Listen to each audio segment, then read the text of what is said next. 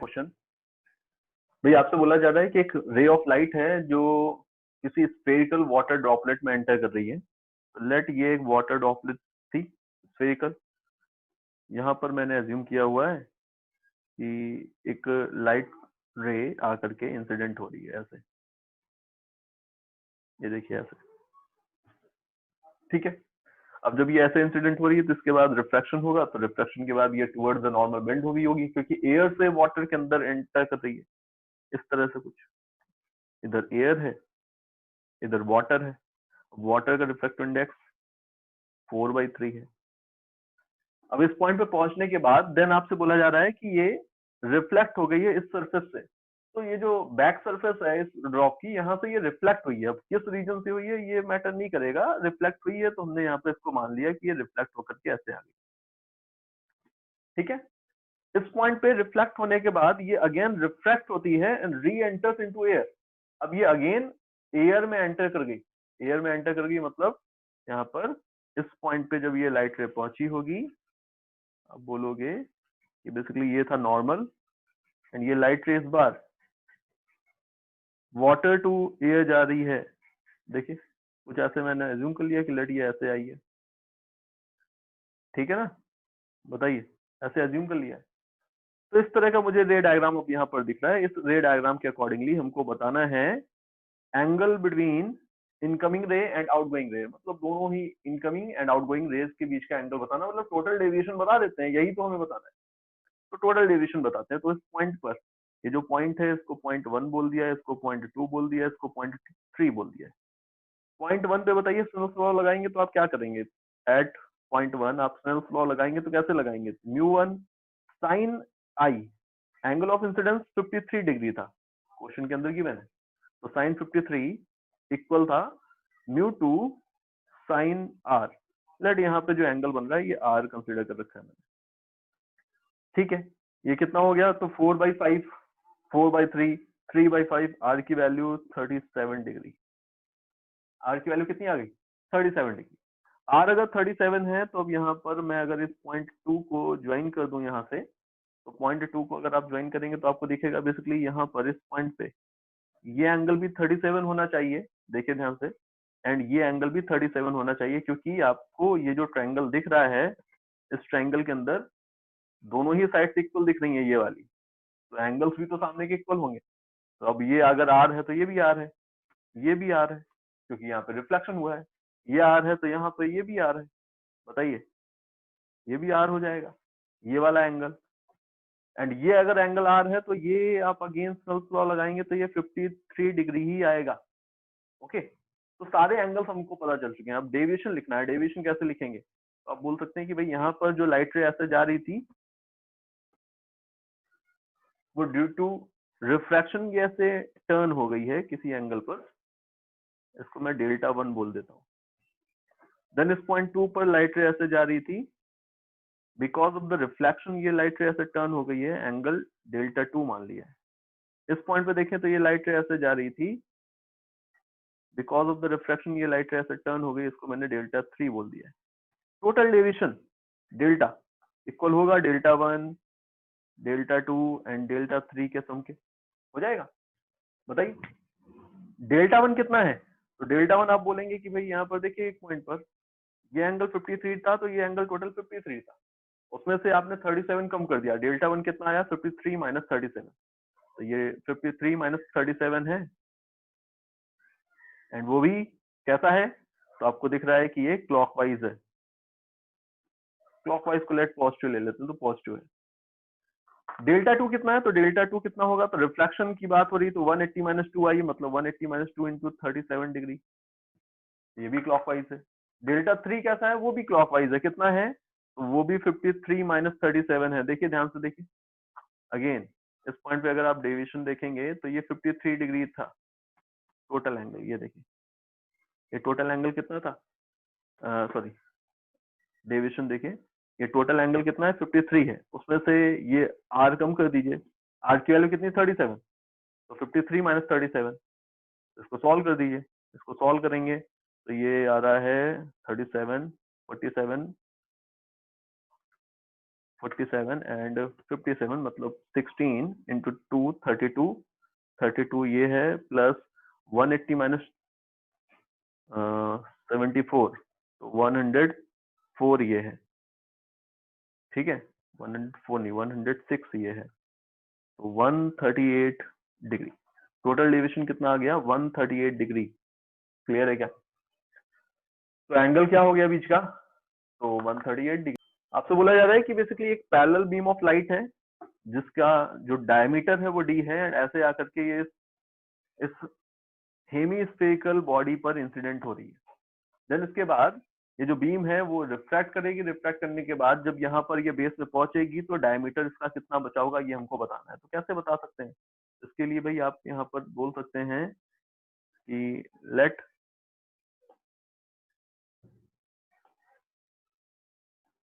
ये देखिए ये थी बॉडी हमारे पास, इस पे ये मैंने बीम इंसिडेंट कराई हुई है, ये बीम इंसिडेंट कराई हुई है मैंने, ऐसे आ रही है, ये देखिए। जब ये बीम ऐसे इंसिडेंट होगी आके, तो आप बोल रहे हैं कि भाई पैरेलल बीम ऑफ लाइट आ रही है, तो पैरेलल बीम ऑफ लाइट आ रही है तो आपसे पूछूं मैं, अगर बताइए कि कहाँ से आ रही है लाइट रे, ये मतलब कहाँ से आ रही है, तो आप क्या बोलेंगे? इनफाइनाइट। तो इनफाइनाइट से बेसिकली ये बीम ऑफ लाइट आ रही है, ऐसा मान सकते हैं। अब इस पॉइंट पे जब रिफ्रैक्शन होगा तो उस रिफ्रैक्शन की वजह से ये लाइट बीम किस पॉइंट पे कन्वर्ज हो रही है, लेट ये हम निकालना चाहते हैं, मतलब इमेज कहाँ पर बनती है ये निकालना चाहते हैं, ठीक है। तो इसके लिए आप इस सरफेस पे रिफ्रैक्शन कराएंगे, फर्स्ट सरफेस पे, इस सरफेस पे रिफ्रैक्शन करा रहा हूं मैं। तो इसके लिए आप क्या बोलेंगे कि कर्व सरफेस पे रिफ्रैक्शन का केस चल रहा है, mu two by v minus mu one by u equal होगा ना mu two minus mu one upon R. ऐसे लिख सकते हैं। आर की वैल्यू क्या होगी? पॉजिटिव, क्योंकि रेज ऐसे आ रही हैं एंड इस कर्वेचर का सेंटर भी इस तरफ है। तो अभी आपको ये फॉर्मूला दिख रहा था, हमने सिंपली फॉर्मूला अप्लाई किया हुआ है, कर्व सरफेस रिफ्रैक्शन वाला, कुछ भी नहीं किया अलग से। इस रिलेशन को सॉल्व करिए, ये देखिए क्या लिखा है, 3/2v, यहाँ पर ये बन रहा है 0.5 आर, ये बन रहा है। तो 3/v इक्वल होगा ना 1/r के, तो v की वैल्यू कितनी है बेटा? 3r है। इसका मतलब इमेज जो बन रही है वो कहां पर बन रही है? इमेज बन रही है 3r वाली पोजीशन पर। ये देखिए इमेज कहां पर बन रही है? 3r वाली पोजीशन पर। मतलब यहाँ से ये जो लाइट रेज हैं ये कुछ इस तरह से कन्वर्ज होने जा रही थी। अगर इस पॉइंट पे देखें तो ये लाइट रे ऐसे कन्वर्ज होने जाती, ठीक है, क्लियर? ऐसे कन्वर्ज होती, 3r डिस्टेंस यहाँ पर कहीं मैंने मान लिया है। तो अब इस पॉइंट के बाद फर्दर रिफ्रैक्शन हो गया होगा या कुछ भी ऐसा हुआ होगा, वो पॉइंट नहीं है। पॉइंट क्या है अभी समझिएगा। पॉइंट यहाँ पर ये है कि जब इस सरफेस पर रिफ्रैक्शन होगा तो भी इधर का जो पैटर्न है ना रेज का वो चेंज होगा। इस पॉइंट पे तो इन रेज के बीच का सेपरेशन यही रहेगा, मतलब इस पॉइंट पे जस्ट बेस की बात करूं तो जस्ट बेस पे जो डायमीटर है वो इतना ही रहेगा ना इस बीम का। बताओ, हमें यही डायमीटर बताना है कि बेस पे डायमीटर कितना है। तो बेस पे डायमीटर आपको बताना है, तो ये आपको यहाँ पर अब जो ज्योमेट्री दिख रही है इसके अकॉर्डिंगली सॉल्व कर दीजिए। ये देखिए टोटल जो डिस्टेंस आई है ये निकलकर 3r आई है, ये आई है टोटल 3r। इसमें से ये r है क्योंकि हेमिस्फेरिकल था, तो ये बचा हुआ कितना है? 2r है। एंड अगर ये 2r है तो मैं बोल रहा हूँ कि यहाँ पर इस वाले फैक्टर को एक बार ले लीजिए एंड एक बार इस वाले फैक्टर को ले लीजिए। ये दोनों ऑलमोस्ट दो दोनों ऑलमोस्ट ट्रायंगल की तरह ट्रीट किए जा सकते हैं, है ना? या फिर सिमिलरिटी इसमें भी यूज कर सकते हैं। कैसे यूज करेंगे? तो अब बिगर सेक्टर के अंदर क्या बोलेंगे? बिगर सेक्टर के अंदर ये वाला जो डायमीटर है ये डी था, देखिए, तो डी बाय 3r इक्वल होगा, लेट यहाँ पे जो डायमीटर है वो डी डैश एज्यूम कर लिया मैंने, तो डी डैश अपॉन 2r ऐसे ही लिखेंगे। यहाँ से डी डैश की वैल्यू कितनी आ रही? 2/3 टाइम्स ऑफ r और 2/3 टाइम्स ऑफ d। ये हमारा आंसर हो रहा है। बताइए ठीक है क्या? तो भैया आप यहाँ पर इस क्वेश्चन को अगर देखें तो हमसे क्या बोला गया है कि बेसिकली क्या हो गया इसको, अब इस क्वेश्चन के अंदर हमसे बोला जा रहा है कि ये स्फीयर है, इस पे हमने एक इस तरफ हमने इस सरफेस को पार्शियली सिल्वर्ड कर रखा है, तो मतलब लाइट रे रिफ्लेक्ट भी होगी, रिफ्रैक्ट भी होगी। इस पॉइंट पे एक लाइट रे को हमने इंसिडेंट कराया हुआ है। एंगल ऑफ इंसिडेंस 60 डिग्री है।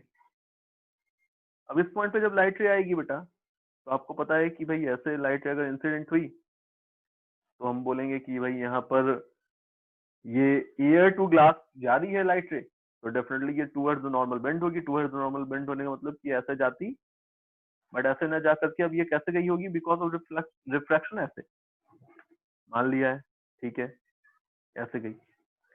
इस पॉइंट पे जब ये लाइट रे पहुंचती, तो इस पॉइंट पे पहुंचने के बाद देखें अगर, तो ये होता नॉर्मल।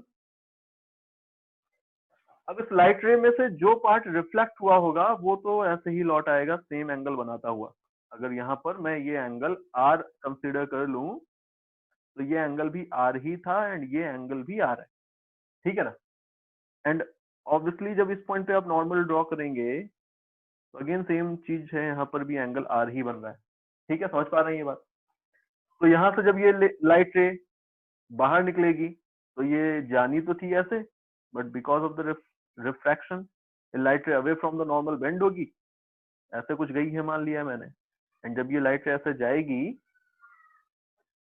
तो अगेन ये जो एंगल होगा ये 60 डिग्री ही होगा, क्योंकि यहाँ पर भी 60 डिग्री था जब ये एयर से ग्लास में एंटर की थी 60 डिग्री एंगल पे, तो यहाँ पे भी सेम चीज ही होने वाला है, क्योंकि एंगल इधर भी आता इधर भी आता, ठीक है ना। ऐसा कुछ ज्योमेट्री मुझे दिख रही है जो पार्शियली रिफ्लेक्ट हुई है लाइट रे, हमने उसको ड्रॉ किया हुआ है। अब इस रे में से जो यहाँ पे इंसिडेंट हुई है इस पॉइंट पर, उसमें से एक पार्ट ऐसा भी है जो रिफ्रैक्ट हो गया है। तो जो पार्ट रिफ्रैक्ट हो गया उसको देखें तो लाइट रे ऐसे जाती, ये देखिए, जो लाइट रे स्ट्रेट जा रही तो ऐसे जाती, but because of the refraction ये light ray away from the normal bend हुई है। Away from the normal bend होने का मतलब है कि ये लाइट रे ऐसा ना जा करके ऐसे गई होगी। बताइए, ऐसे गई होगी कुछ। अच्छा, कोई बता सकता है कि भाई ये एंगल कितना बनेगा, ये जो एंगल बनेगा यहाँ पर ये कितना होगा। तो आप बोलोगे कि भाई 60 डिग्री होगा, क्योंकि जब ये 60 डिग्री पे इंसिडेंट हुई है, आर एंगल पे रिफ्लेक्ट हुई है, एयर से ग्लास में जा रही है, तो जब आर पे इंसिडेंट हो रही है तो 60 डिग्री पे रिफ्लेक्ट होगी। समझ पा रहे हैं क्या। तो ये एंगल कितना होगा, 60 डिग्री होगा। तो हम ये लॉजिक्स भी सीधे लगा सकते हैं इस तरह के, तो 60 डिग्री एंगल है ये। अब मुझे डायग्राम क्लियरली दिख रहा है, तो एक ये वाला पार्ट मैंने दिखा दिया यहाँ से, देखिए ऐसे आ रही, ऐसे आ रही, देन ऐसे जा रही।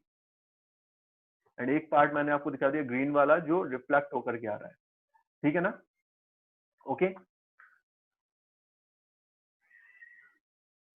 ऐसे।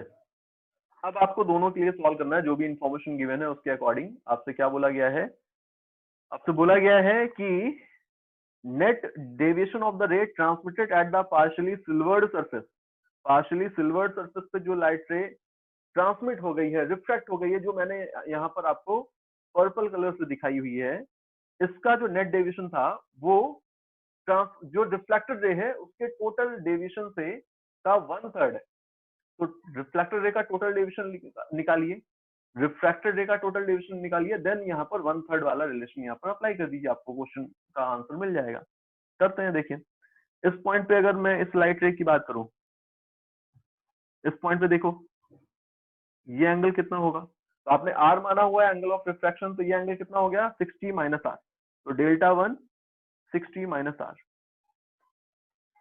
इस पॉइंट पे देखिए, तो जो पर्पल वाली रे है उसके साथ आप क्या बोल सकते हैं, देखो यहाँ पे ये आर है, तो ये एंगल आर है, ये आर है, तो ये कितना है बेटा, ये 60 माइनस आर है, डेल्टा 2 बोल देता हूँ उसको मैं, 60 माइनस आर हो जाएगा। जो रे यहाँ पर रिफ्लेक्ट हुई है उसके लिए डेविएशन ये वाला होगा, उसके लिए ये डेविएशन है, कितना है ये, तो आप बोलोगे ये हो जाएगा 180 माइनस 2r हो जाएगा। जो रे यहाँ पर ऐसे जा रही थी, इसके अकॉर्डिंगली यहाँ पर देखें तो ये डेविएशन कितना है, तो ऐसे जा रही थी, ये इस तरफ बेंड हो गई, कितना 60 minus R. For reflected ray, for transmitted ray, दोनों के लिए डेविएशन लिख रहा हूं। तो रिफ्लेक्टेड रे के जो लिए जो डेविएशन है उसको मैंने डेल्टा आर बोल दिया है। ये कैसे लिख सकते हैं, तो इसको आप लिखेंगे 60 माइनस आर, क्लॉकवाइज पॉजिटिव ले रहा हूं मैं, देन दूसरी पॉइंट पे 180 माइनस 2r पॉजिटिव ले रहा हूं मैं। देन थर्ड पॉइंट पे 60 माइनस r पॉजिटिव है क्योंकि क्लॉकवाइज है सारे। ट्रांसमिटेड रे के लिए जो डेविएशन था उसको डेल्टा टी बोला है। ये कितना है? तो फर्स्ट पॉइंट पे 60 minus r clockwise positive, second point पे 60 माइनस r क्लॉकवाइज पॉजिटिव। ये वैल्यू कितनी आ रही है? तो ये 60 प्लस 180 तो 300 minus 2r r and r 4r, ये कितना आ रहा है? 120 minus 2r। Delta t is 1/3 of delta r, ऐसा गिवन है। वैल्यूज रख देते हैं। 120 माइनस 2r इक्वल है 1/3 ऑफ 300 माइनस 4r। इसको सॉल्व कर दीजिए। तो 360 माइनस 6r इक्वल होगा ना 300 माइनस 4r। 60 इक्वल है, 60 किसके इक्वल आ गया? 2r के। तो r की वैल्यू कितनी आ गई बेटा? r की वैल्यू 30 डिग्री। r की वैल्यू अगर 30 डिग्री मिल गई तो आप किसी भी पॉइंट पे स्नेल्स लॉ लगा दीजिए। लेट मैं फर्स्ट पॉइंट ऑफ रिफ्रैक्शन पे ही स्नेल्स लॉ लगा रहा हूँ। तो by Snell's law at point 1, μ1 sine 60 equal था μ2 साइन r। म्यू की वैल्यू √3, √3 इज द आंसर। बताइए ठीक है? ओके। जब भी आपको कोई ऐसा क्वेश्चन दिखे जिसमें कुछ लैंग्वेज के साथ पोजीशन स्पेसिफाई कर दी गई है, तो आपको स्टार्ट कहां से करना चाहिए? मैंने बताया कि आपको सबसे पहले रे डायग्राम बनाना चाहिए। रे डायग्राम बनाना चाहिए जो उस लैंग्वेज के अंदर जो कंडीशंस दिखाई गई हैं उनको रिप्रेजेंट करे। देखिए मैं एक डायग्राम बना रहा हूँ। लेट ये एक ट्रांसपेरेंट स्फीयर है जिसका रिफ्रैक्टिव इंडेक्स n है। If a narrow parallel beam of light, मतलब एक पैरेलल बीम ऑफ लाइट की बात हो रही है। ये देखिए नैरो वर्ड क्यों यूज किया गया? ताकि आप पैरेक्सियल रेज से के कॉन्सेप्ट से डिराइव्ड फॉर्मूले यूज कर सकें। तो ऐसे आ रही है ये parallel beam of light.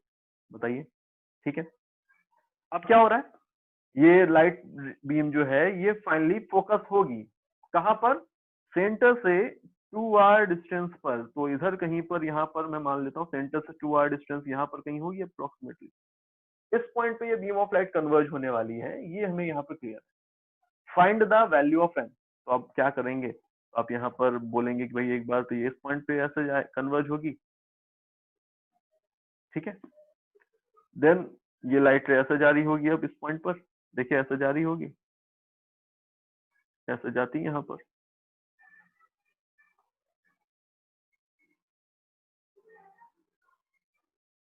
But again एक बार रिफ्रैक्शन होगा ना इस पॉइंट पे, जब ये बाहर निकल रही होगी तो अगेन ये ऐसे कन्वर्ज होगी। कुछ ऐसा डायग्राम बन गया। बताओ बेटा ठीक है क्या? ओके। इस तरह के एक डायग्राम यहाँ पर बन गया। तो अब इस डायग्राम को सॉल्व करना है आपको, और सो दैट आपको n की वैल्यू बतानी है। क्या करेंगे? तो बहुत ही इजी है भाई। आप पीछे से स्टार्ट करिए। फाइनल इमेज यहाँ पर है। इस पॉइंट पे जो रिफ्लेक्शन हो रहा है इसको 0.1 बोल दिया है। इस पॉइंट पे जो रिफ्लेक्शन हो रहा है इसको 0.2 बोल दिया। तो 0.2 पर रिफ्लेक्शन जो हो रहा है उसके लिए स्टार्ट करिए। ये वाली लेंथ मैंने x कंसिडर कर ली है। ये वाली लेंथ तो r हो ही जाएगी क्योंकि सेंटर से जो डिस्टेंस है फाइनल इमेज की वो 2r है। तो इस सरफेस से डिस्टेंस कितनी होगी? r के इक्वल। रेडियस आपने r कंसिडर कर ली इसकी, ठीक है। तो 0.2 पर आप अगर स्नेल्स लॉ का कॉन्सेप्ट सॉरी, आप 0.2 पर अगर कर्व सरफेस रिफ्लेक्शन वाला कॉन्सेप्ट लगाएंगे तो आप बोलेंगे μ2 मतलब जहां पर रेज एंटर करनी आफ्टर द रिफ्लेक्शन वो एयर है इस बार। तो 1/v माइनस n/u। u की वैल्यू देखो ऑब्जेक्ट, v की वैल्यू हमें इस बार पता है। v की वैल्यू है r के इक्वल, पॉजिटिव होगी क्योंकि v कैसा है आपको रियल इमेज दिख रही है। n/u, u अननोन है। 1 minus n divided by r, r होगा नेगेटिव। समझ पा रहे क्या ये मैंने वैल्यूज कैसे लिखी है? इस पॉइंट पे होने वाले रिफ्लेक्शन के लिए r क्या होगा? नेगेटिव होगा क्योंकि सेंटर अपोजिट साइड था ना। ये मुझे रिलेशन दिख रहा है। इस रिलेशन को इस फॉर्म में लिख सकते हैं। 1/r plus 1 minus n/r equal होगा ना n/u के। ये क्या लिखा है बेटा? 1 plus 1 minus n by R equal है एन बाई यू के। यहाँ से 2 minus n upon n are equal है यू के। यू की वैल्यू पॉजिटिव होगी, यू की वैल्यू क्या होगी, पॉजिटिव होनी चाहिए। क्लियर है ना? तो ये मुझे यू की वैल्यू मिल गई है, इतना होगा यू। ठीक है, देन इसके बाद सर अब इसका पॉइंट वन, रेसिप्रोकल होगा। हाँ सही कह रहा हूँ। ये अभी मैंने जो लिखा था 2 माइनस एन अपॉन, तो ये n are upon 2 minus n. ठीक है, अब पॉइंट वन की बात करते हैं। पॉइंट वन पे जो रिफ्लेक्शन हो रहा है उसके लिए आप देखोगे तो ऑब्जेक्ट कहां पर था, इनफाइनाइट पे मान सकते हैं। इमेज कहां पर बनी, तो इस पॉइंट पे इमेज बनी है जिसको आपने यहाँ पर अभी कैलकुलेट कर रखा है, जिसको आपने एक्स बोल रखा है। तो एक्स की वैल्यू कितनी है, तो एक्स की value n are upon 2 minus n है, ये हमने निकाली है। ठीक है, तो अब पॉइंट वन पे रिफ्रैक्शन के लिए आप अगर देखेंगे तो पॉइंट वन पे लाइट रेज इंसिडेंट जब हुई है तो किस मीडियम में एंटर किए हैं, एन वाले रिफ्रैक्टिव इंडेक्स वाले। तो एन बाई वी, वी का मतलब हो गया इस बार एक्स प्लस आर। बताओ, x plus 2 R, sorry. Final image point one पे जो रिफ्लेक्शन हो रहा है उसकी वजह से इमेज कहां पर बनी है, ये वाली पोजीशन है I1। तो इस पोजीशन की अगर आप डिस्टेंस बात करेंगे सरफेस से, तो ये लेंथ कितनी हो जाएगी, तो ये 2r प्लस एक्स हो जाएगी। बताओ बेटा, ठीक है ना? तो 2r प्लस एक्स मैंने यहाँ पर लिया हुआ है, minus mu one by u equal होगा mu two minus mu one upon r, and r इस बार पॉजिटिव। इस रिलेशन को n upon x plus 2r equal है ना n minus one upon r. यहाँ से इसके अंदर वैल्यूज रख दो, एन आर इक्वल है n minus n are upon n minus one equal है x प्लस 2r। x की वैल्यू है n are upon 2 minus n plus 2r। r common था, कैंसिल हो गया। ठीक है, ये क्या बन रहा है, तो ये बन जाएगा simply n plus 4 minus 2n upon 2 minus n equal होगा n upon n minus one. अब एक ही इक्वेशन है, एक अननोन है, सॉल्व कर देंगे, यहाँ से n की जो वैल्यू आएगी वो आपका आंसर हो जाएगी। ठीक है, ओके। आपको इस तरह की एक अरेंजमेंट गिवन है, आपको क्लियर है? यहाँ पर ये बॉडी जो गिवन है ये कैसी है, तो आपसे बोला जा रहा है कि basically quarter of the cylinder है। मतलब अगर ये सिलेंडर एक होता, इस तरह का एक सिलेंड्रिकल ग्लास का बना हुआ, किसी ट्रांसपेरेंट मटेरियल का बना हुआ अगर कोई सिलेंडर होता, उसको आप ऐसे कट करिए, एक बार ऐसे कट करिए, देन एक बार इस लाइन के अबाउट कट करिए, तो आपको इसी तरह का साइड दिखता। तो एक क्वार्टर पार्ट आपको सिलेंडर का गिवन है। इस पे हमने एक लाइट रे को इंसिडेंट कराया है, इसकी रेडियस भी हमको गिवन है 5 सेंटीमीटर, रिफ्रैक्टिव इंडेक्स भी हमको पता है। देन हमने देखा कि यहाँ पर हमें एक पैच मिल रहा है टेबल के ऊपर, जहां पर हमने इसको रखा हुआ है वहां पर इस तरह से हमने कंसिडर कर रखा है कि ये एक टेबल है, जिस टेबल के ऊपर मैंने यहाँ पर इस सिलेंडर को प्लेस कर रखा है। ये एक टेबल है, इस टेबल के अंदर हमने यहाँ पर इस सिलेंडर को ऐसे प्लेस कर रखा है।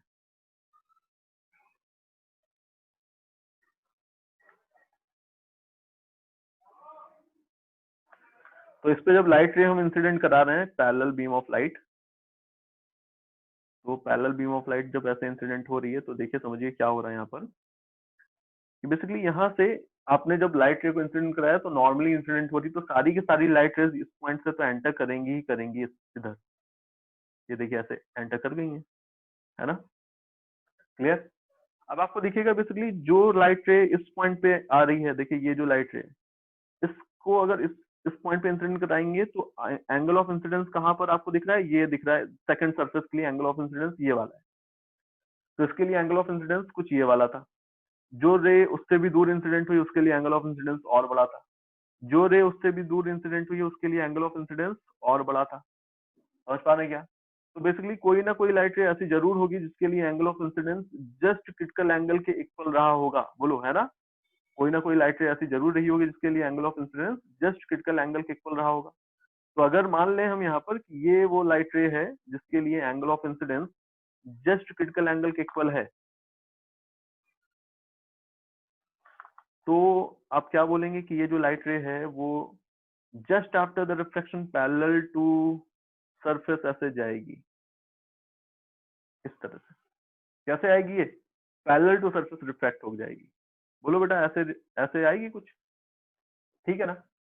तो ये वाली जो लाइट रे लिमिटिंग कंडीशन में मैंने ऐसा अज्यूम कर लिया कि ये पैरेलल टू सरफेस इमर्ज हुई एंड ऐसे पहुंची। उसके भी ऊपर की जो रेज हैं, उसके ऊपर जो इंसिडेंट हो रही, जो यहाँ पर आई है ऐसे इंसिडेंट हुई, है ना? इन सारी रेज को आप देखेंगे कि इनके लिए angle of incidence critical angle से भी ज्यादा है, तो इनका क्या होने लगा? इनका सिंपली TIR होने लगा। ये ऐसे आ रही है, देखो ऐसे क्या हो रहा है, इनका TIR होने लगा। तो ये सारी की सारी लाइट रेज इस सिलेंडर से बाहर ही नहीं निकली, ठीक है ना? बोलो बेटा। इसके पहले जो इंसिडेंट हो रही थी उनको देखें अगर हम, तो उनके लिए जो एंगल ऑफ इंसिडेंस है वो इतना स्मॉल है कि एंगल ऑफ रिफ्रैक्शन भी बहुत स्मॉल था। जैसे कि हम अगर इस लाइट रे की बात करें,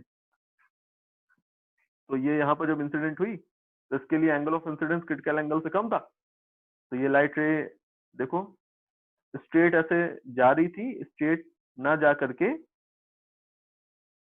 अवे फ्रॉम द नॉर्मल थोड़ी सी ऐसे बेंड हो गई होगी। अब away from the normal bend होने का मतलब है कि स्ट्रेट ये पैरेलल नहीं जाएगी, बट पैरेलल ना जा करके ये बेंड तो हुई, बट ये बेंड कहाँ पर हो रही है? तो आपको दिख रहा है कि भाई इस पॉइंट के बाद ही पहुंच रही है ना?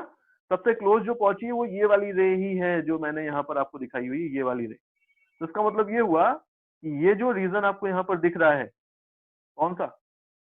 देखिए, ये जो रीजन हमें यहाँ पर दिख रहा है, इस रीजन में कोई भी लाइट रे नहीं पहुंच पाई। तो यहाँ पर आपको क्या मिलेगा? एक डार्क पैच मिलने वाला है, ठीक है?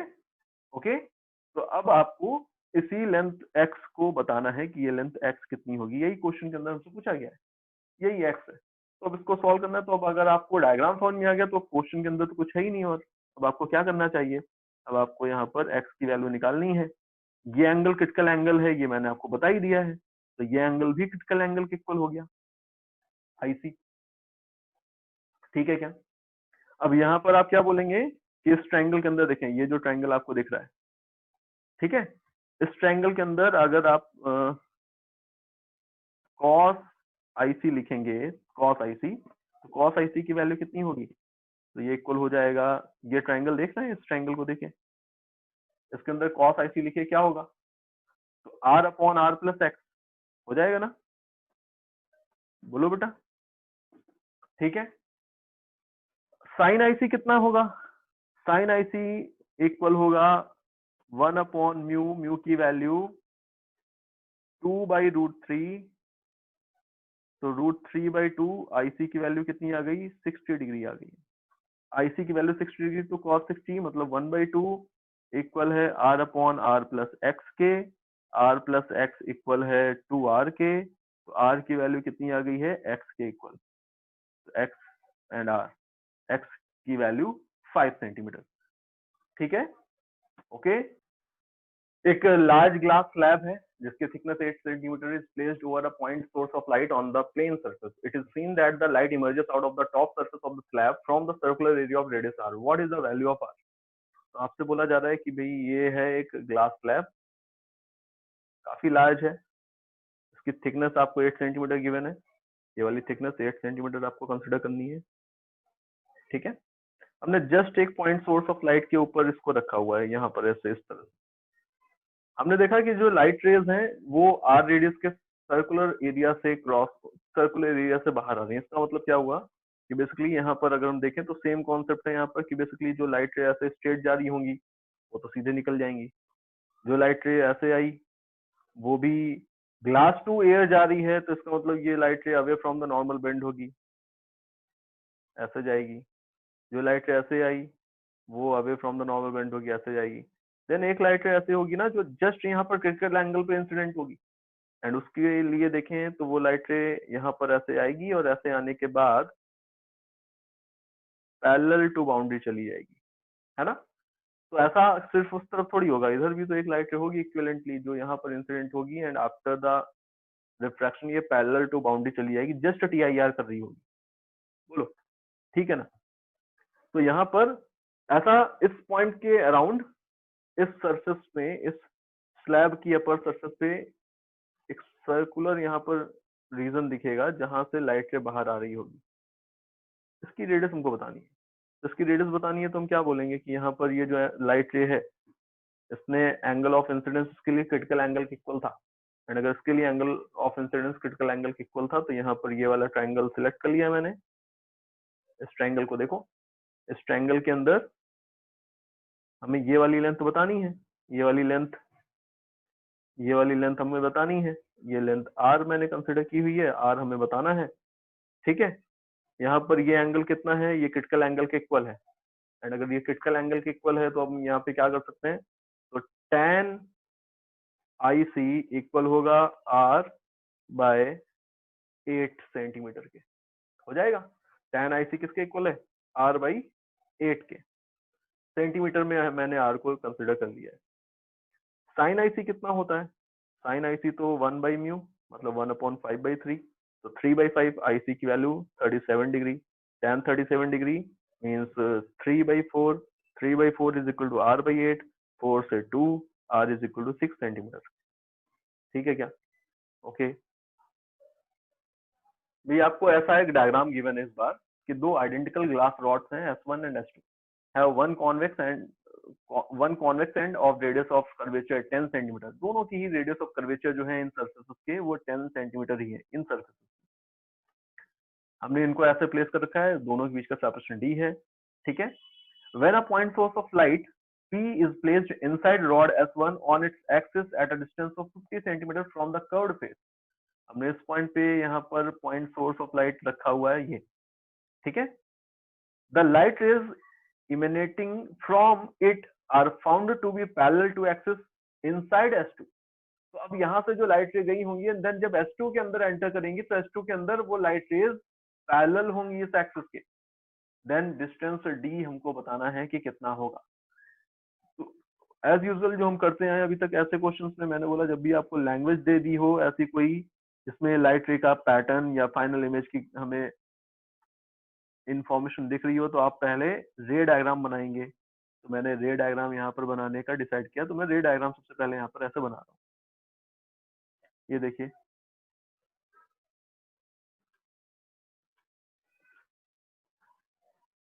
ये थी ग्लास रॉड,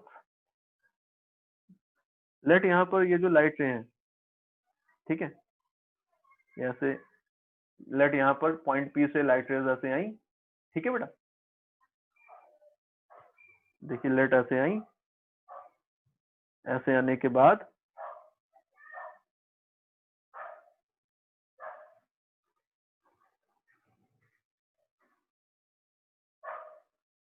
मान लेते हैं कि लाइट रे ऐसे गई, देन ऐसे जाने के बाद अगेन ये कैसे जा रही हैं, पैरेलल जा रही हैं, बोलो ठीक है, ओके। इस तरह के एक अरेंजमेंट मैंने बना दिया है, अब इस डायग्राम को ही सॉल्व करना है, बताइए ठीक है ना, कंडीशंस फुलफिल हो गई हैं। अब इस डायग्राम को सॉल्व करना है तो यहाँ पर आपको ये जो डायग्राम दिख रहा है इसके अकॉर्डिंगली अब सॉल्व करना है। पॉइंट 1 है यहाँ पर जहाँ पे रिफ्लेक्शन हुआ है, पॉइंट 2 इसको बोला है जहाँ पर रिफ्लेक्शन हुआ है, तो पहले पॉइंट 2 की साइड से सॉल्व करते हैं क्योंकि हमें फाइनल इमेज की पोजीशन दिख रही है कि पैरेलल जाएंगी लाइट रेज तो इनफाइनाइट इमेज बन रही है। तो एट सरफेस 2 अगर आप कर्व सरफेस पे रिफ्लेक्शन वाला रिलेशन लगाएंगे तो क्या बोलेंगे, म्यू टू मीन्स यहाँ पर आपको रिफ्रैक्टिव इंडेक्स दोनों का ही 1.5 गिवन है, तो म्यू2 बाय v माइनस म्यू1 by u, let this is x, ये लेंथ मैंने x कंसिडर कर ली है, ये टोटल d थी तो ये d माइनस x हो जाएगी, ठीक है ना। तो म्यू1 बाई x भी कैसा होगा, नेगेटिव का होगा, इक्वल होगा म्यू2 माइनस म्यू1 upon radius of curvature plus का 10। इसको सॉल्व करिए, देखिए 1/x इक्वल लिखा है 0.5/10 मतलब 1/20, x की वैल्यू कितनी आ गई बेटा, 20 सेंटीमीटर, ठीक है। x की वैल्यू हमने कितनी निकाली है, 20 सेंटीमीटर। अब x की वैल्यू 20 आ गई है, अब पॉइंट 1 पे अगर हम सेम रिलेशन लगा दें पॉइंट 1 पे, तो पॉइंट 1 के लिए आप क्या बोलेंगे कि भाई यहाँ पे जो रिफ्रैक्शन हो रहा है उसके लिए रेज इस पॉइंट से आ रही हैं, तो पॉइंट 1 पे जब रिफ्रैक्शन लगाएंगे तो मीडियम, सेकंड मीडियम इस बार कौन है, एयर है, तो म्यू2 बाय v माइनस म्यू1 बाय u इक्वल होगा म्यू2 माइनस म्यू1 अपॉन r, ये बनेगा। इसको सॉल्व करिए। ये लिखा है माइनस का 0.5 अपॉन माइनस का 10, तो 1/20 बना। ये देखिए दोनों पॉजिटिव हो गए, दोनों पॉजिटिव इस तरफ लाए तो 3/100 बना। ठीक है, ये 1/v है, ये 100 है, ये 5 माइनस 3 है, 1/v है। v की वैल्यू देखो, v की वैल्यू 2/100 मीन्स 50 सेंटीमीटर आ रही है। अब v यहाँ पर, v का मतलब क्या है कि इस सरफेस से इमेज यहाँ पर बनी है, तो ये जो लेंथ है इसको ही v बोला है हमने, तो v की वैल्यू तो यहाँ पर d माइनस एक्स है, तो d माइनस एक्स इक्वल है 50 के, तो d की वैल्यू 50 प्लस एक्स, एक्स की वैल्यू 20, तो आंसर कितना 70 सेंटीमीटर। बोलो ठीक है क्या? ओके।